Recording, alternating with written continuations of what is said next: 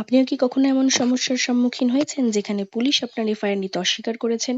অথবা আপনি যদি ভবিষ্যতে কখনো এমন সমস্যার সম্মুখীন হয়ে থাকেন তাহলে সেক্ষেত্রে কি, কি অধিকার আপনার রয়েছে সেটি জানা খুবই জরুরি। চলুন একবার দেখে নিই।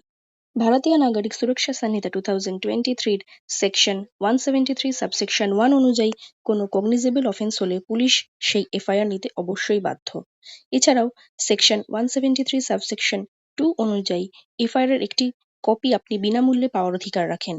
যদি পুলিশ এফআইআর নিতে অস্বীকার করে তাহলে আপনি লিখিতভাবে আপনার অভিযোগ সুপারিনটেনডেন্ট অফ পুলিশের কাছে পাঠাতে পারেন। এসপি বিষয়টি যাচাই করে তদন্তের নির্দেশ দিতে পারেন। এছাড়া আপনি যেকোনো থানায় জিরো এফআইআর করতে পারেন, পরে সেটি সঠিক থানায় ট্রান্সফার করা হবে। জিরো এফআইআর সম্বন্ধে ডিটেলসে জানতে গেলে আমার চ্যানেলে এই বিষয়ে ভিডিও করা আছে, আপনারা সেটি দেখে নিতে পারেন।